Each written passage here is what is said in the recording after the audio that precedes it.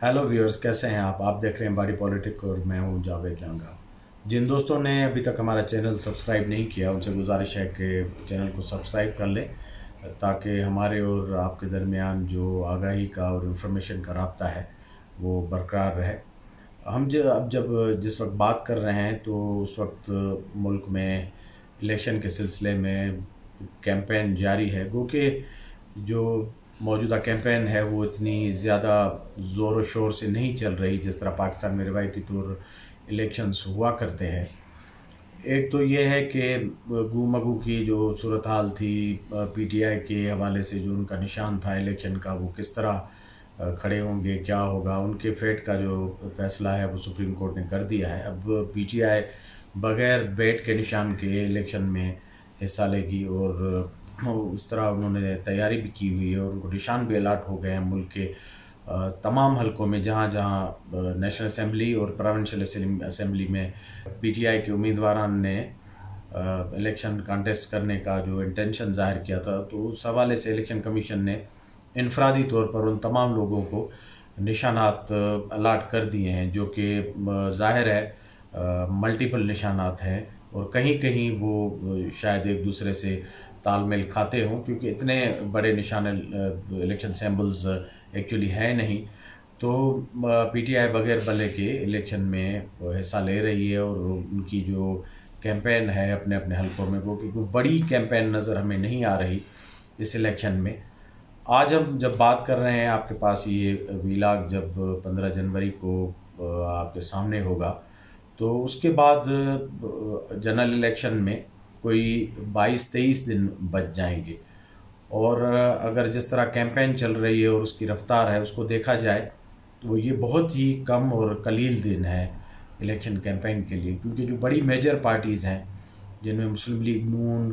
PTI या JUI है, उन्होंने अभी तक कोई इस तरह के बड़ी कैंपेन, बड़े जलसे या बड़ा जो मोमेंटम है वो उनकी तरफ से हमें नहीं दिखाई दे रहा। वो कि उनके इजलास जो हैं वो जारी है। पीएमएलएन के लिए कहा जाता था कि उनकी पार्टी टिकट्स के हवाले से काफ़ी मसाइल हैं पंजाब में, और उनके जो अलाइंसेस थे वो सीट एडजस्टमेंट के सिलसिले में एमक्यूएम से और मुस्लिम लीग काफ से, उनकी वजह से एक अनक्लियर एटमॉस्फेयर था उनका। लेकिन वो मामला भी अभी ख़त्म हो गए हैं, तो लिहाजा पीएमएलएन की तरफ से अभी तक हमारे सामने कोई बड़ा इलेक्शन शेड्यूल खुसूसी तौर पर जलसों के हवाले से हमारे सामने नहीं आया। अगर हम टाइम की कैलकुलेशन करने लगें और इसको जो वर्कबल आवर्स हैं 22-23 दिनों में उनको कैलकुलेट करें, तो एक्टिवली मौसम सरमा में जो डे लाइट है उसके एवरेज जो है 7 से 8 घंटे बचते हैं इस मौसम में कोई भी बड़ा आउटडोर जलसा या प्रोग्राम करने के लिए। तो इस हवाले से अगर टोटल हम घंटे अगर गिने तो कोई 100-120 घंटे अवेलेबल हैं इन बड़ी पार्टियों के लिए पूरे मुल्क में इंतखाबात में जो बड़े बड़े जलसे करने हैं, बड़ी कैंपेन करनी है, उस हवाले से। तो जिस तरह की मौसम है और टाइम है देखा जाए तो ये बहुत ही कलील टाइम है, और जितना बड़ा मुल्क है, जितने बड़े हल्के हैं, अगर उसमें इन मेजर पार्टियों की लीडरशिप अगर जाना भी चाहे जलसे के अरेंजमेंट का टाइम अगर वो बजरिया जहाज़ या हेलीकॉप्टर भी जाएं तो फिर भी ये टाइम बहुत थोड़ा बचता है। और हम देख रहे हैं कि मुस्लिम लीग जैसी जो मेजर जमात है वो उनकी जो बड़ी लीडरशिप है वो अभी तक इस सिलसिले में कहीं भी नहीं गई। इवन पंजाब में भी उन्होंने मासवाए कुछ वर्कर्स कन्वेंशन और कॉर्नर मीटिंग्स के कोई बड़ा प्रोग्राम या जलसा नहीं किया। तो इस हवाले से वो जो रिवायती कैंपेन हमें हमेशा नज़र आती है और जो मल्टी पार्टाइट एक मुकाबला नज़र आता है मुख्तलिफ पार्टियों में हर वक्त, जिस तरह 2018 की इलेक्शन में था कि तीनों पार्टीज़ हमें किसी न किसी तरह एक्टिव नज़र आ रही थी, और सबसे ज़्यादा एक्टिविटी पीटीआई ने की थी क्योंकि उस वक्त वो बड़े एक्टिव थे, उनको रिसोर्सेज थे और सारी सपोर्ट जो है उनकी तरफ डाली गई थी। तो आपने देखा कि किस तरह इमरान खान और उनके दीगर लीडरान ने पूरे मुल्क में जाकर बहुत बड़े जलसे किए। लेकिन उसके बरक्स इस इलेक्शन में हमें वो मोमेंटम नज़र नहीं आ रहा। मासवाए पीपल्स पार्टी के जिन्होंने क्लियरली अपने जलसों का और रैलीज़ का प्रोग्राम चाकआउट किया हुआ है। और उस सिलसिले में बिलावल भुट्टो जरदारी मुल्क के मुख्तलिफ़ शहरों में जलसों से खिताब कर रहे हैं और अपना जो उनका इलेक्शन का प्रोग्राम है वो आवाम के सामने रख रहे हैं। वो पंजाब में 1-2 दिन पहले वहाँ उन्होंने एक जलसा किया और 14 जनवरी के दिन वो बलूचिस्तान में नसीराबाद डिवीज़न के शहर डेरा मुराद जमाली में वहाँ से एक बड़ा जलसा किया उन्होंने और अपना जो रिवायती 10 नुकाती प्रोग्राम है उस पर उन्होंने काफ़ी एलेबरेट किया। तो इस हवाले से अगर देखा जाए तो पीपल्स पार्टी और उनकी जो क़यादत वाहिद जमात है जो अब तक इलेक्शन में सीरियस भी नज़र आ रही है और जिस तरह इलेक्शन लड़ी जाती है वो उसको उस तरह लेकर चल रहे हैं। उनके जलसों का प्रोग्राम जो है वो मुकम्मल तौर पर मीडिया और उनके जो वर्कर्स हैं, पार्टी है, उनके सामने आ चुका है। लिहाजा वो अपने तौर पर अपने उन तमाम जलसों और रैलियों की तैयारी कर रहे हैं। जो 30 से ज़्यादा बड़े जलसे हैं वो पीपल्स पार्टी को और बिलावल भुट्टो को करने हैं। तो इस तरह कोई और पार्टी हमें इलेक्शन में इस तरह एक्टिव नज़र नहीं आ रही और ये बात बड़ी जो है ख़ुद मायूसी और डिप्रेशन पैदा कर रही है मुख्तलिफ हलकों में। इसका जो गॉसिप है वो हमें मीडिया में भी नज़र आ रहा है, सोशल मीडिया में भी नज़र आ रहा है। और जब सेनेट से 2-3 दिन के वक्फे के बाद अचानक किसी इंडिविजुअल सेनेटर की तरफ से एक करारदाद आ जाती है कि जनरल जो इलेक्शंस हैं उनको मौसम और अमन अमान की सूरत हाल के मद्देनज़र मौखर किया जाए या मुलतवी किया जाए, तो फिर ये शुकूक व शुबात जो है वो बढ़ते हैं। और दूसरी तरफ जो दीगर मेजर पार्टीज़ हैं, पीटीआई को अगर आप उसमें शामिल ना भी करें क्योंकि उनके लिए बड़े मसाइल रहे हैं, उनके ख़िलाफ़ जो लिटिगेशन है, उनके सैम्बल का मसला था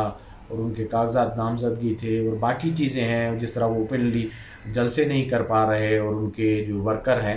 वो काफ़ी डरे और सहमे हुए हैं। और अभी तक हमने नहीं देखा कि पीटीआई ने कोई बड़ा पावर शो मुल्क में कहीं भी किया हो। केपी में कुछ उनके पावर शो हुए थे लेकिन उनके बाद भी उनके ख़िलाफ़ जो कार्रवाई हुई थी, कुछ जलसों में उनके जो लीडरान हैं, शेर अफजल जैसे जो उनके सरगर्म वकला लीडर हैं, तो उनके ख़िलाफ़ कार्रवाई हो गई थी। तो अगर पीटीआई को आप छोड़ भी दें तो बाकी जो मेजर जमातें हैं, जमीयत उलमा इस्लाम वगैरह, उनकी तरफ से भी कोई हमें बड़ी एक्टिविटी नज़र नहीं आई। मौलाना फजल रहमान गुज़िश्ता दिनों अफ़गानिस्तान चले गए थे, उन पर भी बड़े तबसरे हुए, बड़ी जो गॉसिप हुई कि मौलाना साहब शायद जो उनको अपने पार्टी के हवाले से या अपनी ज़ात के हवाले से जो सिक्योरिटी के ख़दशात हैं उनको एड्रेस करने तालिबान गवर्नमेंट और तालिबान की जो लीडरशिप है उनके पास गए हैं और शायद उनको ये दरख्वास्त ही करने गए हैं कि उनको जो इलेक्शन है केपी में और मुल्क के दीगर हिस्सों में वो सेफली जो है करने दी जाए। और दूसरी तरफ ये भी है कि वो अपने लिए नहीं गए बल्कि एक सफारतकार के तौर पर उनको रियासत पाकिस्तान ने और गवर्नमेंट ऑफ पाकिस्तान ने भेजा है ताकि वो जाकर तालिबान से बात करें कि जो आइंदा इंतखाबात हैं पाकिस्तान में उनमें तालिबान जो है अपना इनपुट डालें अमन अमान के हवाले से और ऐसे ग्रुप जिन पर उनका असर व रसूख चल सकता है या उनके कहने में है उनको ज़रा पैसिफाई करें को कि वो इलेक्शन के दौरान या इलेक्शन को ख़राब करने के लिए कोई इस तरह की हॉस्टाइल कार्रवाई ना करें। तो ये दोनों चीज़ें हैं क्योंकि वज़ारत ख़ारजा की तरफ से जो बयान आया था उन्होंने कहा कि मौलाना फजल रहमान जब वापस आएंगे तो उनके साथ एक सेटिंग या उनसे एक ब्रीफिंग में मालूम किया जाएगा कि तालिबान गवर्नमेंट और अफ़गानिस्तान हुकूमत जो है जो हालिया पाकिस्तान में इंतखाबात हैं या बाकी जो चीज़ें हैं उनको किस तरह देख रही हैं और किस तरह वो हेल्प आउट कर पाएंगे। तो इस पर भी कुछ हल्के तनकीद कर रहे हैं कि अगर पाकिस्तान की रियासत तालिबान जैसी एक कमज़ोर जो गवर्नमेंट है उनसे अपने इलेक्शन के इनेकाद के हवाले से कोई मदद मांग रही है या उनको कह रही है कि वो अपना असर रसूख इस्तेमाल करें, तो इस तरह तालिबान का पाकिस्तान के जो अमन अमान के मसाइल हैं उनमें एक असर रसूख और उनकी जो से है वो बढ़ेगी, जो कि मजमूई तौर पर कोई अच्छा तासर नहीं है। लेकिन प्रैग्मेटिज़म और बाकी जो ग्राउंड रियलिटीज़ हैं उनको देखकर ये कहा जा सकता है कि मौलाना फजल रहमान ना सिर्फ अपने लिए वहाँ अफ़गानिस्तान में कोई पैगाम लेकर गए होंगे कि उनको जो है वो एक स्पेस दी जाए या जिस तरह के थ्रेट्स उनको मौसूल हो रहे हैं या लाक हैं, उनमें तालिबान और अफ़गान गवर्नमेंट उनकी मदद करे और ओवरऑल पाकिस्तान में जो इंतखाबात होने वाले हैं उनमें वो अपना इनपुट डालें और ऐसी तंजीमों को कम अज़ कम इंतखाबात की हद तक जो है वो पैसिफाई करने में पाकिस्तान की मदद करें। तो ऐसी सूरत हाल में एक गैरयकीनी बढ़ती है। इलेक्शन एक ऐसा समा या मोमेंटम होता है किसी भी रियासत में, किसी भी मुल्क में आपने देखा कि साइडलाइंस पर दुनिया के काफ़ी ममालिक में इलेक्शंस चल रहे हैं। बांग्लादेश में इलेक्शंस इंतखाबात जनरल जो है वो उनका इनकाद हो रहा है, तो वहाँ आपको एक फेस्टिविटी नज़र आएगी। इलेक्शन में लोगों का, सिटीजन्स का एक भरपूर हिस्सा और पार्टिसिपेशन नज़र आएगी। लेकिन हमारे यहाँ अभी तक इलेक्शन मुहिम वो रिवायती स्पीड और मोमेंटम पकड़ नहीं सकी है, जिसके बुनियादी वजह ये है कि जो मेजर पार्टीज़ हैं वो अभी तक एक बड़ी इंतखाबी रिपल क्रिएट नहीं कर पाई।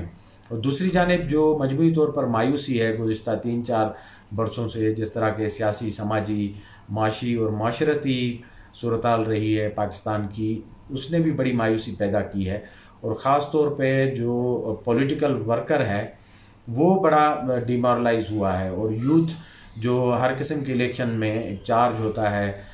मुख्तलिफ एक्टिविटीज़ में, बैनर लगाना, कार्नर मीटिंग्स करना, या पार्टीज़ को वो एक बड़ी बूस्ट पैदा करते हैं। पार्टीज़ में यंगस्टर जो होते हैं उनमें भी एक मजमूई मायूसी पैदा हो रही है। और सबसे ज़्यादा जो इस मायूसी को ऐड कर रहे हैं वो मुख्तलिफ़ किस्म के जो तज्ज़िये, तबसरे और करारदादें आ रही हैं सेनेट ऑफ पाकिस्तान से गाहे बगाहे, वो इस सारी सूरत हाल को और भी परेशान कुन बना रही हैं। और एक मेजॉरिटी अब ये समझने लगी है कि शायद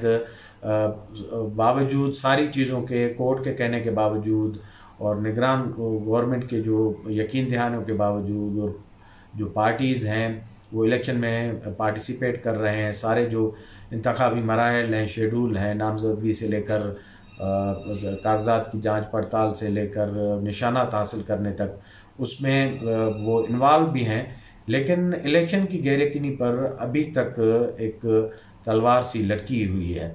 गो कि पाकिस्तान के पास इस सूरत हाल में इलेक्शन के अलावा कोई और दूसरा रास्ता नहीं है, लेकिन फिर भी इस मुल्क में ऐसे लोग, ऐसे इदारे, ऐसे इंडिविजुअल्स मौजूद हैं जिनकी ख्वाहिश है कि पाकिस्तान में जो जनरल इंतखाबात 8 फरवरी को होने जा रहे हैं वो किसी न किसी तरह मुलतवी हो जाएं, या ऐसा एक सिनेरियो बने जिसमें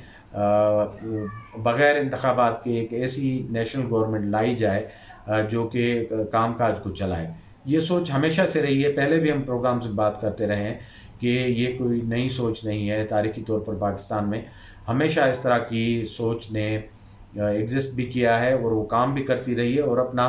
बरमला इजहार भी करते हैं। पाकिस्तान की जो डेमोक्रेसी है, इलेक्शन का सिस्टम है, वो इससे नाखुश रहते हैं और हमेशा वो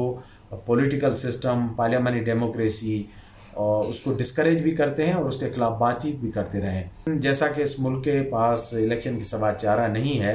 तो मजबूरन